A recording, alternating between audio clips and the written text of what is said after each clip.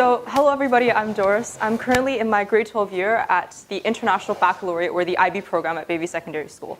And based on what Henry said, I'm going to Cornell next year, and I plan on studying a dual degree between computer science and also business finance. So given this is a little bit about me, and today I'm mostly going to talk about DECA, and why specifically I think DECA is really, really important, not only for college applications, but just for making your high school experience really fun. So what is DECA? I think we all want to answer this question. The important thing about DECA is an international business competition. So everything you do within DECA is very competitive, and it will be business oriented. And the major thing about DECA is that there are two sections. So the first section is the oral section, which is you'll be given a case study and you have 10 minutes to prepare a solution for the judge. So let's say your supermarket is running out of customers. What you need to do as a competitor is to make sure you have a solution for that and deliver that orally to the judge for 10 minutes, followed by 2 to 3 minutes of questions, which is the first category of the oral category. The second category, which is what I competed in, is called writtens. It's a mixture between orals and also written work. So I had to pick a particular business that I was interested in. I had to interview the business owner, produce a 30-page business report, also make a 30-minute business presentation, and pitch that to all different types of judges. And that's what I did, which also requires written and also oral skills as well. And the most important thing about DECA is that there are certain categories that you can pick for your child. So there is finance, marketing, hospitality, and business administration. So based on these different categories, you can pick what do you think suits your child the best. So in terms of finance, is making spreadsheets, making sure you know how to manage money. Marketing, it's making sure people understand what your product is and they do want to purchase your product. Hospitality is like hotels, lodging, food, different types of services. And business administration is how do you manage a corporation. So what I chose out of that is I chose entrepreneurship, which is a mixture of business and hospitality altogether. And I think I was lucky enough to go to internationals, and I think it'll be a great experience if any of your kids also want to go to internationals. And the last bit about DECA is that what I think is really important is you basically get to meet different types of people and have that mindset of competitiveness. Because DECA is organized in the way of regionals and the provincials and the internationals, a lot of people in DECA are very, very driven. Like I understand in normal high schools, there are some people who want to get good marks. But DECA is much more beyond that. You want to be a person who gets very, very good scores. You also want to be a person who's well-spoken. You want to be a person who interacts with others. There's very high requirements for people who want to do well in DECA. And because of that, I think you just meet a lot of different competitive people, and it drives you to success as well. So I'm going to talk a bit about my story and how I got involved in DECA. So this is me at internationals when I won first place with my partner. It's not the best photo of me, but I guess this is what we have. So my story is that back in grade 9, I was part of Bayview Secondary School's DECA team. And to get onto that DECA team, their acceptance rate is like less than 10%, maybe even 8%. So it's like most US schools. And I didn't think I would end up getting in. But when I got into DECA for my first year, I didn't really have any DECA training. So I learned everything myself. And I ended up getting a 69% on my regionals. So I did not pass the provincials my first year. I was not the best DECA competitor. But based on that, I learned a lot about DECA and how to improve. So I learned that you should know how to talk to people, you should read more about business books, and also attend certain business lectures or classes, such as like the one at LinkedKey, I think is really helpful. And because of that, my second year, when I went to provincials, I placed within the top 10. But the tricky part is the top 7 go to international. So I was close, but I wasn't there yet. But I told myself, like, it's not good enough. I need to do better. So in my grade 11 year, although I had universities, I had my SATs, I had a lot of things, but I was pretty driven to do well. And that's where in grade 11, I got 7th at provincials. And when I went to internationals, I really made sure I was focused on the competition, and then I ended up getting first place. So I think that's what really separates you from the crowd, is that like drive and dedication that you have. And now I have a video for you about what DECA looks like. This is the DECA Internationals from this year. So you can look at some of the judges, some of the people, and also hear their experiences but what I really wanted to highlight is the amount of amazing people you meet as your judge. The number one thing is, in order to be a judge at DECA, you need to be reasonably qualified in your area. So one thing I've learned is, even though you might not meet a lot of people who are of like really high backgrounds from your competitors, but your judges are definitely qualified. I remember my judge for internationals for the first 2 rounds.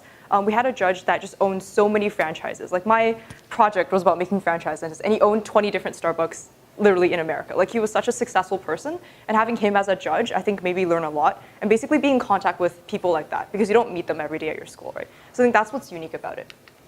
And so why specifically DECA? I think this is all what parents want to know, right? About why you want to send your kids to DECA. I think the first thing is just network of people.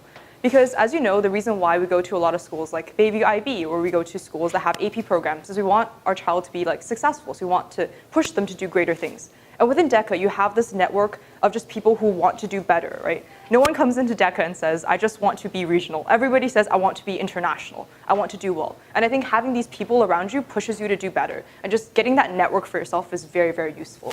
And the second point is that I think it greatly helps with university applications. Especially this year, when I was writing the Common App for American schools, they ask you to list out your awards, and they do ask you to check off to what degree do those awards apply. So they have like a regional box, a provincial box, an international box. Based on the box you tick, they know how big of the award it is. And if you were to win DECA Internationals, it would just be the first thing they see on your application is an international award. So I think that in of itself pushes a lot. And DECA is a recognized organization. So they know thousands of people are competing, and you're definitely among the top. So I think that really helps for universities to know that you are a qualified individual. And the third part is definitely challenging yourself to learn more than you need, which I think is very, very helpful. Because within DECA, you push yourself to meet different types of people. So for me in particular, when I did my business, which is I need to talk to a local coffee shop about how they're going to outcompete Starbucks, which is pretty hard. But I think nevertheless, it was a good experience because I talked to the owners. He taught me a lot about managing a business. He showed me how spreadsheets would work. And I think that in of itself was really rewarding for me because otherwise I would not have pushed myself to do something like that. And the last part is it's business oriented. So for all the parents who want your children to go to business school in the future, like for me, I'm studying business at Cornell in particular as like my undergraduate. If you want to study business within the Ivy League or study business other places, it shows the fact that you've started thinking about your career early.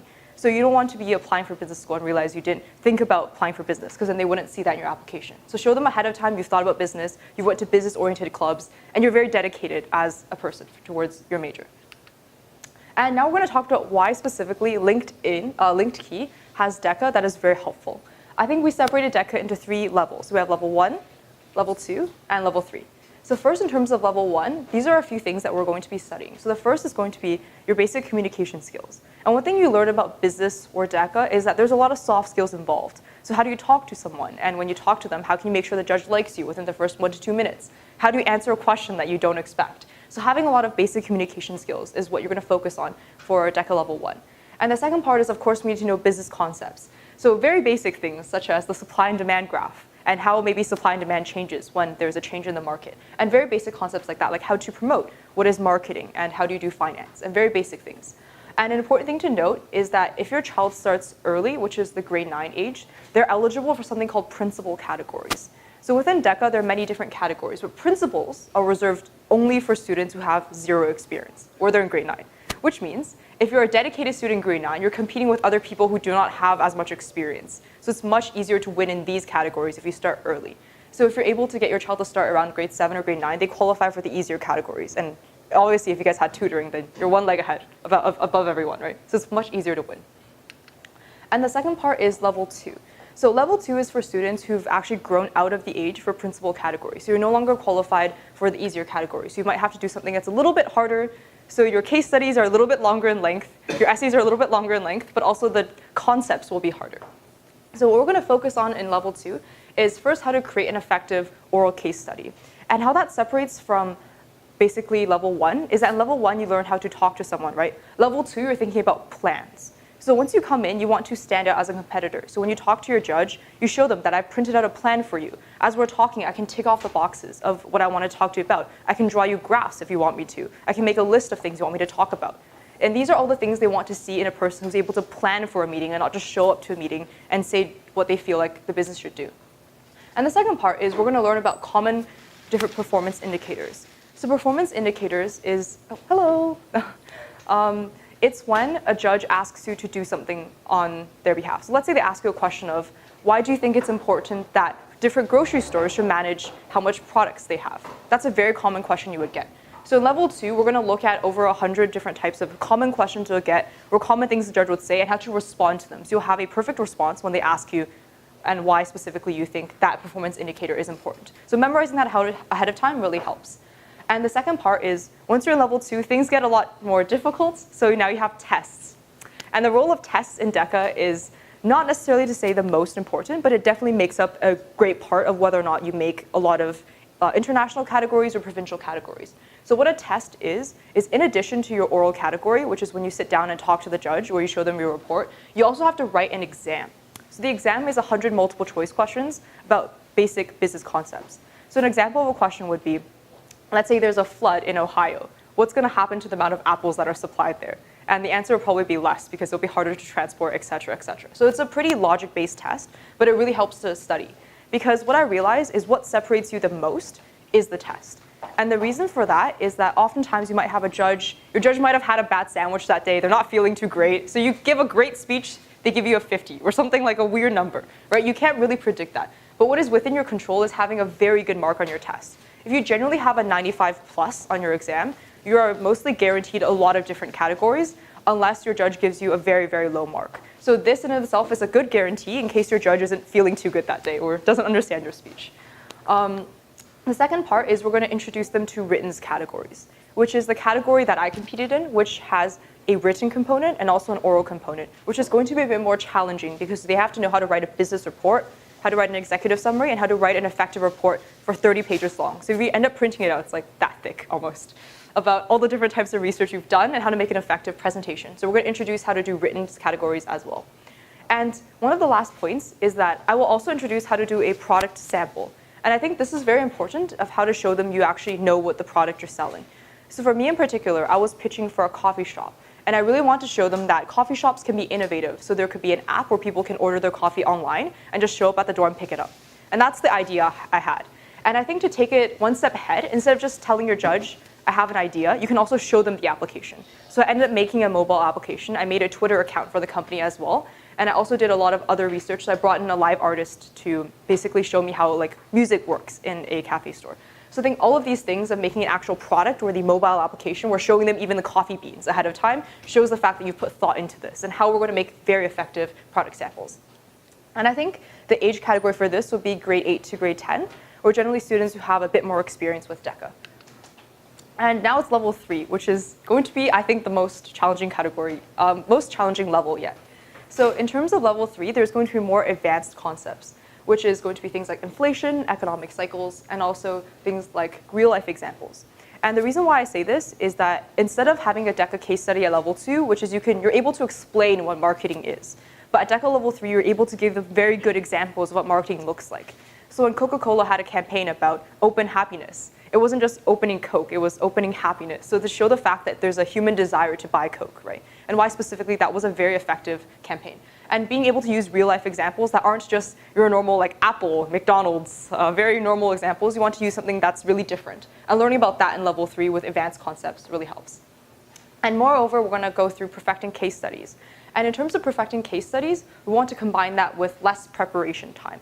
And what that means is that as you move up the different categories, if you're in a principal category, which is the easiest, you have 10 minutes to prepare for 4 different topics. So maybe the judge will tell you to say 4 things, and you have 10 minutes to prepare the 4 things. But as you move up the different categories, you might even have 5 or 6 or 7 different types of performance indicators. But the amount of time you have doesn't change. So it means you need to work faster, and you need to be able to have a lot more knowledge ahead of time. So I think definitely working on perfecting the case studies and also working with less time, being able to answer all the questions without any preparation time would be like the most ideal. And the last part we want to focus on is, of course, aiming on exam preparation. The exams definitely do get harder as you move up. It won't be as simple as if there's a flood, would there be less apples? It will be something like, what is an example of an economy that was reliant on oil that didn't end up working out? And you might have a question like that you need to know something very specific for. And the last thing we're going to focus on is different types of written work. So at that point, I think most of the students have done DECA before. So if they ever bring in a case study, I can edit that for them, or they have any written work, like the 30-page report, I can edit that page by page with them and how to write a good written report. And that's for people who already had some experience with working with DECA.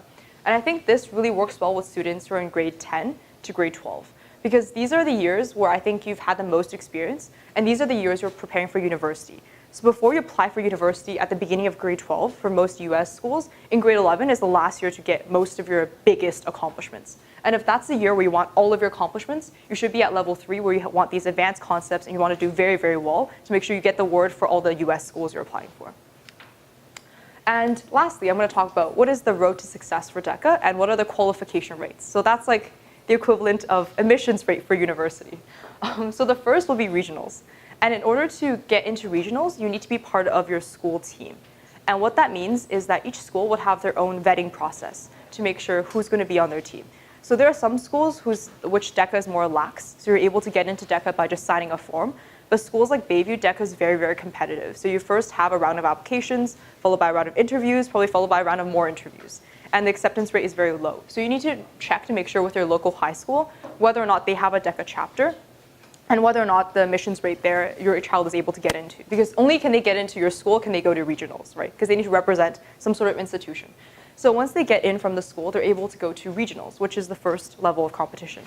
Depending on how many people in your category, generally around 15 people advance to provincials. So if there's around 40 students, which is pretty average in your category, and 15 advance, you can see that it's pretty doable in terms of the acceptance rate. So it isn't that difficult to go from regionals to provincials. I think as long as they work hard, they're able to get there.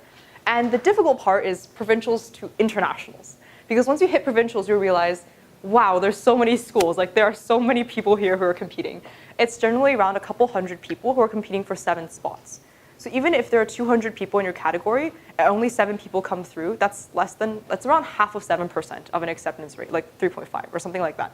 So very little people actually advance from provincials to internationals. So given that's the case, that's where you want to focus most of your effort on, which is making sure you do well at provincials so you can reach internationals. And once you're in internationals, there's a 2-step process to make sure how you can win. The first is that you'll have all of the candidates come together and compete. And what happens at internationals is that every single judge would have 20 different competitors they're looking for. And they push 2 of the top 20 into the final round, right? So then you have all your competitors, maybe tens of thousands because you're at internationals. There's like America, there's China, lots of different countries. They pick out the top 10 and they push you to the second round. And in the second round, all the top 10 compete all over again. In some categories, it's top 20. You compete all over again for the top 10 places to go on stage and also the top first, second, and third to get your plaque, which is the one I was holding before. So in terms of that, it's a 2-step process. You'll have lots of different judges and you'll have lots of different opportunities. And what separates internationals from regionals is that at regionals, you're given 1 time to give a case study. So you have once to give a speech. And if your judge does not like that speech, it's very unfortunate, right? Because sometimes your judge isn't always feeling the best. But at provincials, you're given 2 chances. So you have to do 2 case studies and a written test. You have 3 marks. And your 3 marks average out to a certain point, then you qualify for internationals. And when you're at internationals, you also have to do 2 rounds, so which means you're given 2 chances. So at the very least, I think provincials and internationals is more forgiving than regionals because you have 1 shot at regionals. And if you don't make it, then it will be quite difficult. And so that's for the oral category. In terms of the written categories, it's a little bit different in the case that there is no regionals for a writtens category. So for some people who pick writtens, although it's very easy to get to provincials, but it's a lot more difficult to get from provincials to internationals because of the amount of work you have to do. You have to write a 30-page report here. You don't have to write anything here. So the amount of work you can see is really different. So for some people who pick writtens, it's generally for people who are very good at writing. So if your child is good at writing essays, they're good at describing different types of business plans, they're good at researching, like drawing graphs, data analysis, and they have a lot of time to reach out to different businesses, then I would highly recommend writtens. Because in that case, you don't have to do regionals, right? So you're given much more time to do provincials. And if you're just having to do 1 competition, you can focus everything you want on that competition and make sure you get into internationals. And when you're at internationals, especially for writtens, you'll realize that the amount of work you do actually is more guaranteeable that you win. And the reason why I say that is, as an oral student, you can't really predict what performance indicators you're going to get. So it kind of depends a little bit on luck. But for writtens, if you made a mobile application, I think most judges are going to be impressed. Like not many judges are going to say like, what is that? I've never seen that before, and disqualify you, right? Most judges will be impressed when they see you've brought coffee beans. They will be impressed when you bring a product. So you know your work is more guaranteed, I think, in terms of writtens. But in terms of orals, it's also a very good chance, especially if you do not have all the time to produce a written report or if that's not your strength. And lastly, these are some major workshops that aren't associated with like LinkedKey in particular, but I think they're very helpful. They're hosted by DECA Ontario every single year. So GRIT, it is a summer conference, and it's sometimes hosted at Waterloo, sometimes at other schools. So what that is that DECA Ontario will have a lot of students come in and meet their current competitors and do leadership conferences with them. So that's how you get into DECA if you're someone who wasn't too involved in your school. Like let's say you didn't get into your school club, but you still want a taste of DECA, then GRIT would be highly recommended for someone like that. And the second one is for all the students who are in DECA and qualify for internationals, they have a mandatory training day, which is, I think, one of the best times I've had because they hire a lot of business professionals to come and talk to you. And that's where you get a lot of very interesting connections. You meet people who've done things that you can probably never dream of doing because they're so big. And you end up meeting a lot of very influential people, and that's the training day you have to go to before you go to internationals, which I think is very helpful. And the last part is that for all the students who did not qualify for internationals, so let's say you were top 10 at provincials, but you didn't end up making the top 7. They still have an opportunity for you, which is each school can send a few people to their international workshop, which is you follow the school to the internationals, except you don't compete. You just end up talking to the contestants there. You have a few workshops. You meet different types of people on the international level, so a lot of American businessmen, etc. So that's something people can do if they don't qualify for internationals. And I think in general, that's the major workshops that you want to aim for or things you want to do. So thank you guys for listening. If you guys have any more questions, you guys can ask me. I think you definitely have time to do that. So separately, you don't need to attend both, right? 不需要，不需要2个都去，你就选一个就行了。So 你刚说的 workshop 是在哪？是这儿的 workshop 还是你的 IB school 的 workshop？这些 workshop 是 DECA Ontario 做的，所以他们每一年会在某个大学选。像去年他们在滑铁卢，他们会选一个大学在那边做 workshop， 然后你就买票，估计就100块钱、50块钱，然后去参加。您是哪个 IB school 的？我是 Bayview 的 IB 学生。他在 Major Mackenzie 和 Bayview 的那个地方。Has anybody done both chapters before, like both the written and oral? I've actually done writtens and orals of both. I tried both categories, and I think it really helps because then you get to see which one fits better. I realized for writtens, I liked it a lot better because I was doing things I liked. Like I like numbers, that's why I'm doing finance. So I liked playing with numbers, I liked looking at spreadsheets, and I really liked doing writtens for that. Because for orals, you have 10 minutes, you can't really make up numbers, like there's no facts, you're just talking to someone else, right? So that's why I chose writtens in particular. But I think you can pick. Sorry, did you do that in the same year or are there different years? I did it in different years. So in grade 9, I did orals, and then in grade 10, I did writtens, and in grade 11, I did writtens again. Oh, yeah. workshop 的时间，那个 workshop 你刚才说的那些，它的时间大概是每一年的春天、秋天，什么时候？ They are mostly in the summer because they recognize that students are free in the summer. So it'll be in the summertime, and if you want, all the information is online. So if you go to decaontario.ca, they have everything listed out for you, like when, how to register, who to contact, everything like that. 后面能听到他的问题吗？是这样的，要看你的学校非常重要。如果你的学校在你的学校里边 DECA 的人不是特别多的话，你们可以随便选你要的那个 category， 因为没有人跟你抢。但是如果你在 Bayview 的话，因为人确实太多了，他们说只有4个人能够参加一个 category， 所以如果你不是在你学校的4强的话，尽管这是你的首选，但你不能选。所以你要看你的学校里边竞争对手有多少。也就是说你刚刚讲这个比赛是要学校来推荐，然后再一级往上是吗？对，你必须要和一个学校在一起才能参加 regionals， 所以你在哪个学校非常重要。然后 application 然后还要做那些 sample 那些，那不是要必须要准备的？那个是 writtens， 因为 writtens 你需要写个30页的报告，它必须告诉你要写什么，你才能写。所以作为 writtens 的话，它会提前把题目告诉你，那你就可以准备你的30页的报告。但是 oral 什么都是现成的。但是你的 category 你是可以换。比如说我今年参加这个 entrepreneurship， 然后呢，我觉得我参加完之后效果不好，明年我可以转去 finance。这个你是可以换。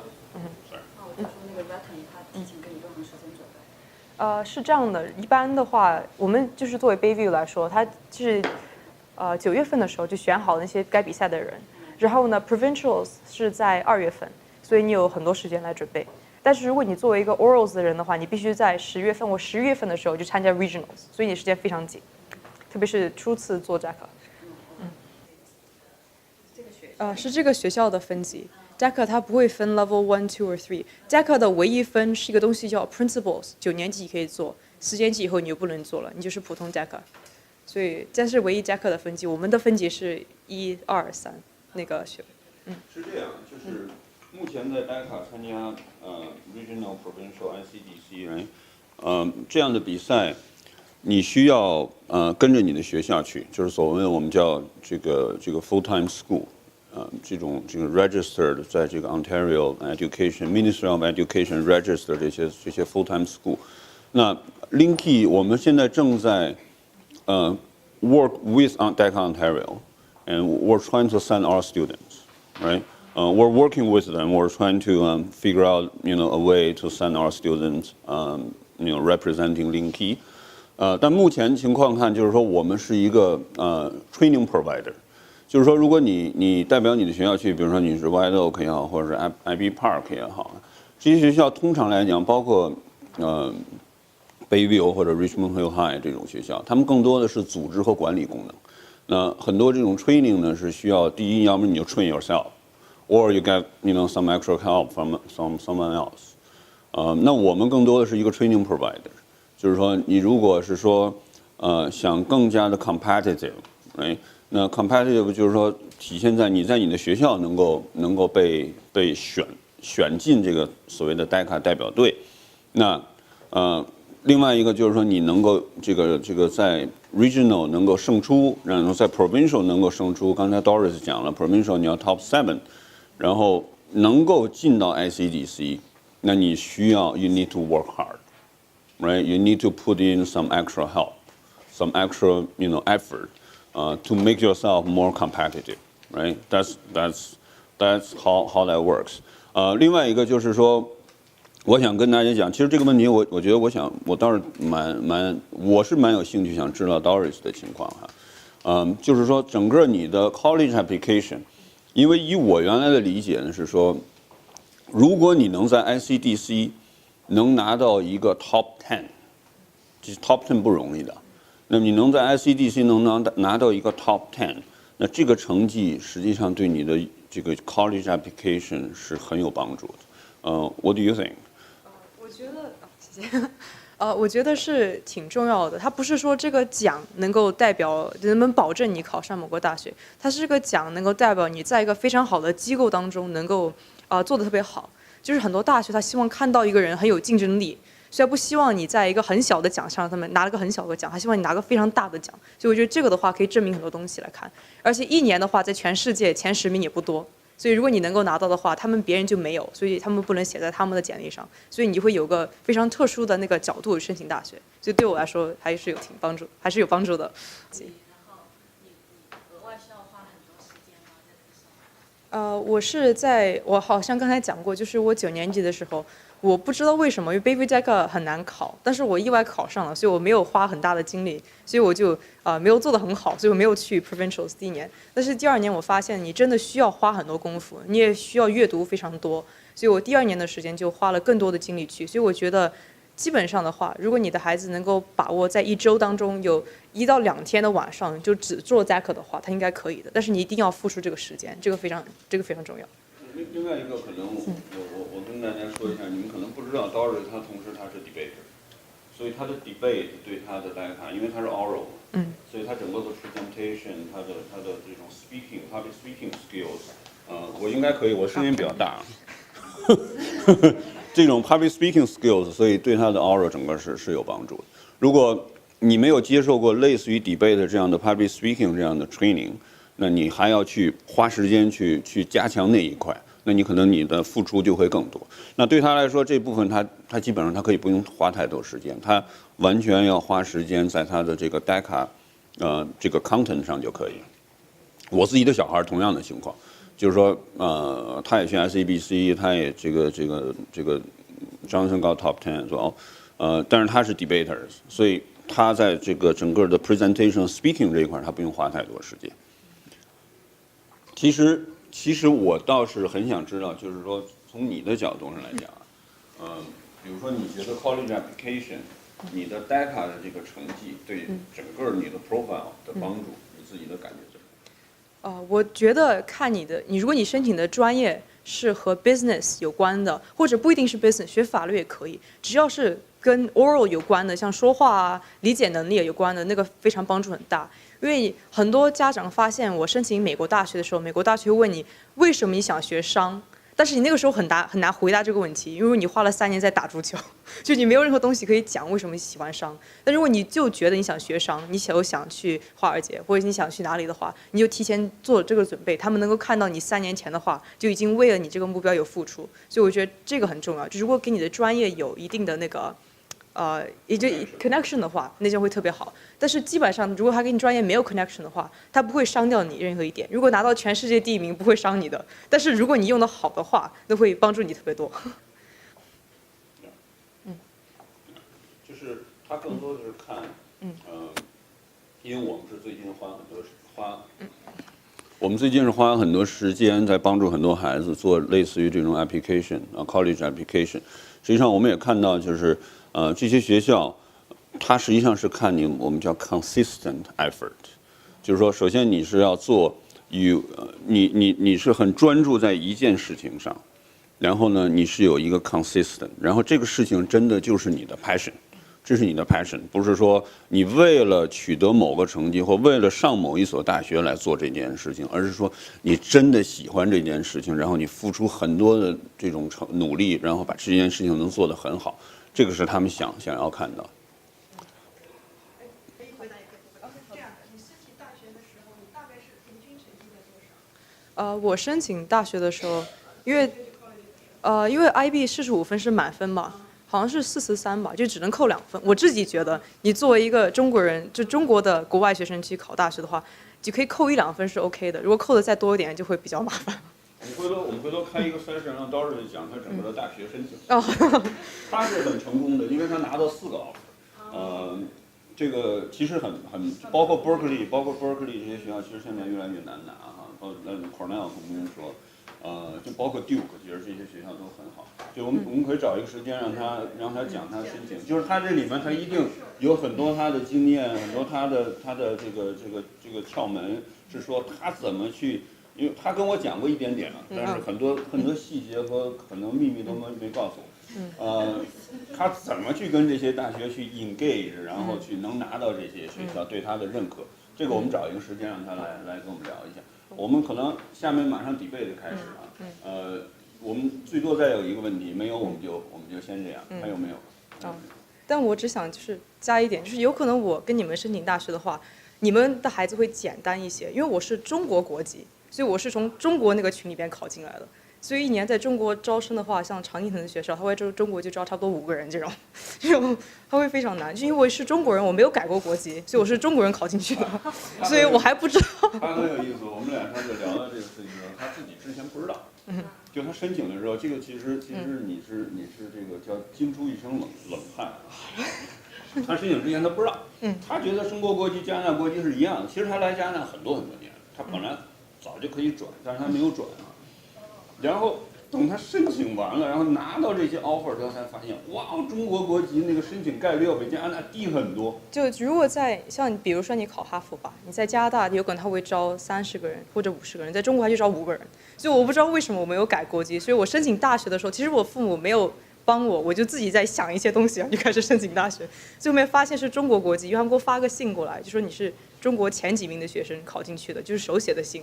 我不知道我是中国人，所以如果改了国籍申请大学，结果会更好一些，但是也太晚了，自己读研究生吧。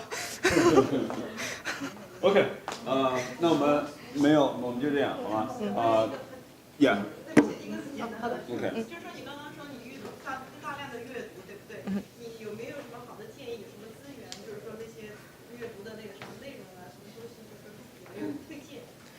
我觉得就最重要的是你这个，就是你作为家课嘛，还是作为生活当中的阅读？家课对。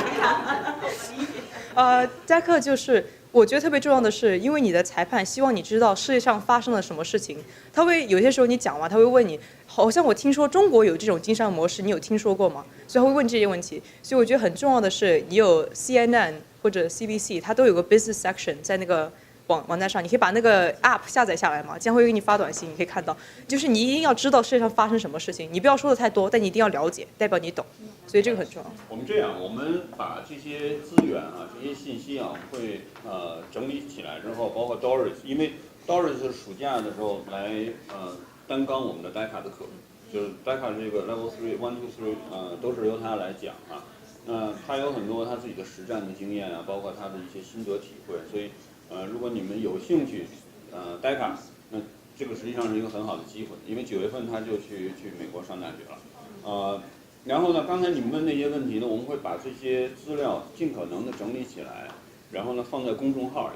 所以像公众号，如果你们关注了就可以，如果没关注，就是这个袋子上那个二维码你扫一下就可以，好吗？以后我们很多信息都是通过公众号来发布，所以到时候这些信息我们会放在那个上。OK， 那就这样，我们debate 马上要开始，所以那就谢谢 Dory 啊。OK， 好。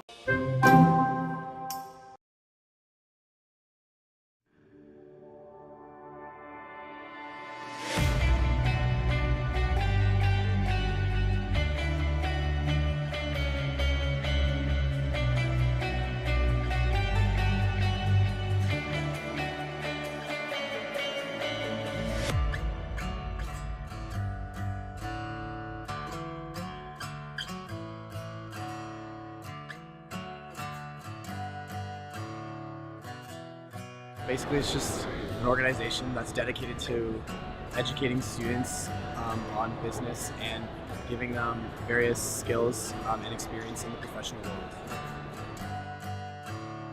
So I actually got involved in DECA because my older brother is a DECA alumni from my school, and he said, there's one thing you got to do in high school, and that is DECA. I don't care what else you do, just join DECA because you're going to love it.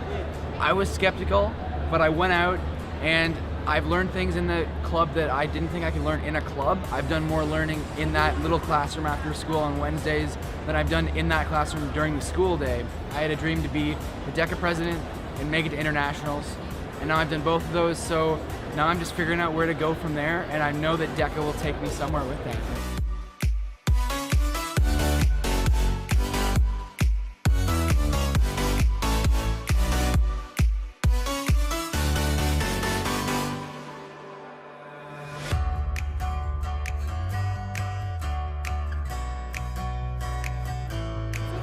Family. I think of all the clubs that I'm in school, DECA might be my favorite because of the people.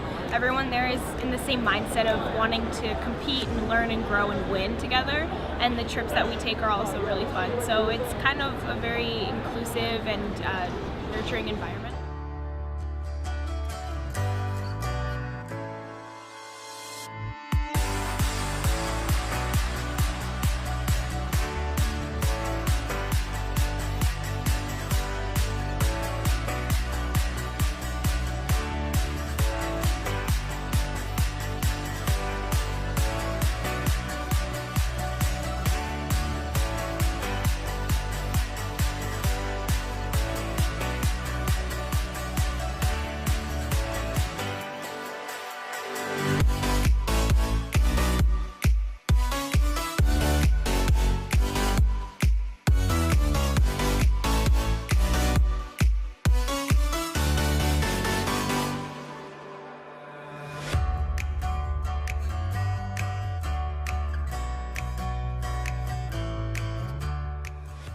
You're not necessarily going to fall behind if you didn't get involved in your first year of high school. DECA does a really good job of getting everyone on the same page and getting everyone involved.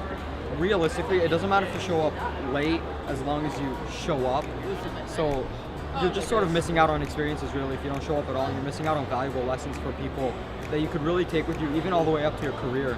So if you don't join in your first year of high school, it's not really like a bad thing as long as you come around, see what it's about eventually.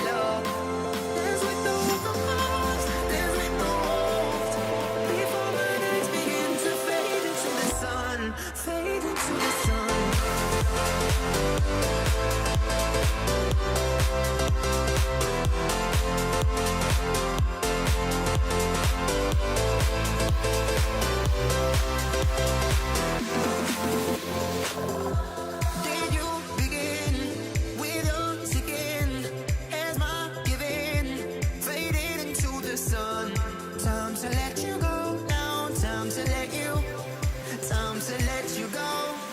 Hold up the walls, but I will spend my nights here waiting for the love. Dance with the wolves, before my nights begin to fade into the sun, fade into the sun.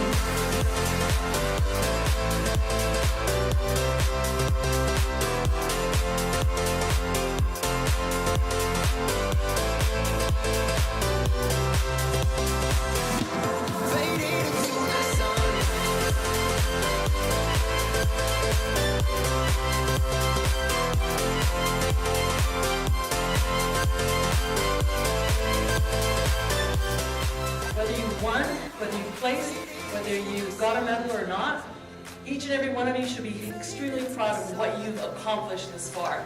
And I am not